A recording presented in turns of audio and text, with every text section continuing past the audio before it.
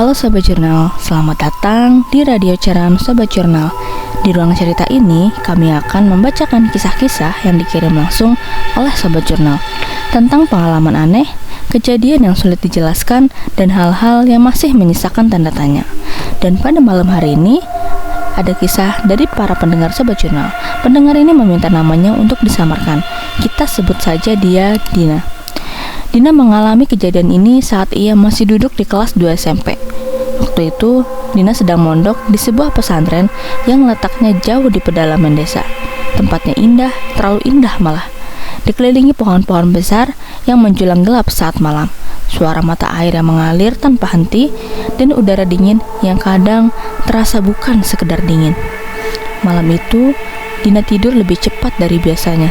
Jam 9 malam, ia sudah terlelap.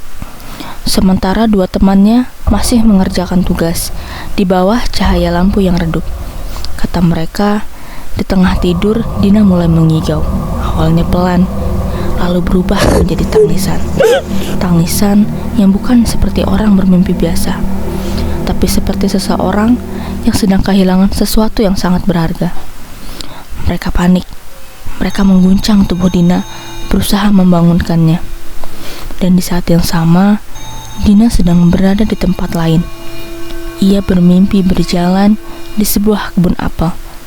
Langitnya senja, indah, terlalu indah untuk terasa nyata. Di sampingnya ada seorang lelaki. Wajahnya tampan, tapi anehnya Dina tak bisa mengingat jelas raut wajah itu sekarang, seperti wajah yang sengaja dihapus dari ingatan. Lelaki itu mengajaknya memetik apel. Apelnya merah mengkilap, terlalu sempurna. Saat Dina hendak menggigitnya, lelaki itu menahan tangannya. "Bawa saja satu," katanya pelan. "Aku titip surat untukmu." Suaranya lembut, tapi dingin. Detik berikutnya, Dina terbangun karena tubuhnya diguncang oleh temannya. Namun, ada yang tidak beres. "Bantalku terasa menjanggal," kata Dina. "Seperti ada sesuatu di bawahnya." Dan benar saja. Di bawah bantalku ada sebuah apel merah dan selembar kain putih yang dililit benang hitam. Dina tidak bercerita kepada siapapun. Ia hanya menyimpannya di dalam lemari. Hari pertama, apel itu segar. Hari ketiga, masih segar. 2 minggu berlalu, warnanya tetap merah mengkilap. Tidak keriput, tidak busuk, tidak berubah. Aneh bukan? Seolah bukan buah dari dunia kita. 3 minggu setelah mimpi itu, teman sekelas Dina, sebut saja Reza, jatuh sakit parah. Mereka menjenguk Reza ke rumahnya di kaki Gunung Rinjani.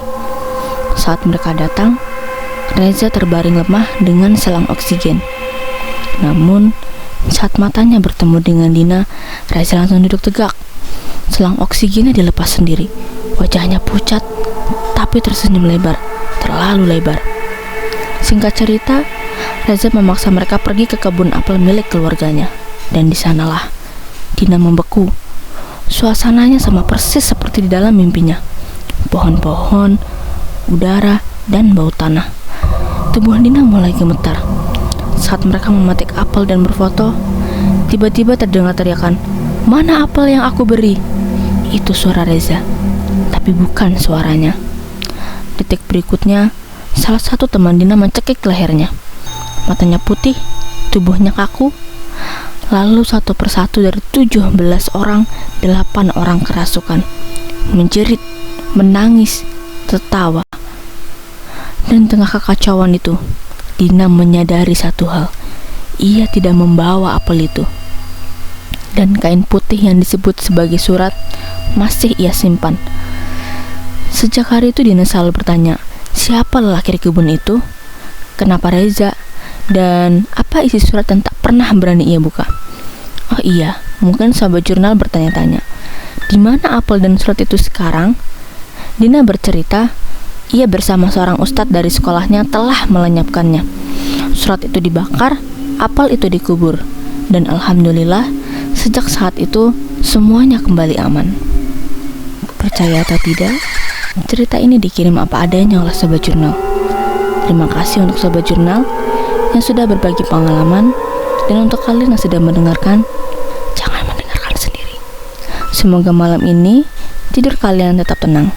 Sampai jumpa di radio acara MSCF yang lainnya.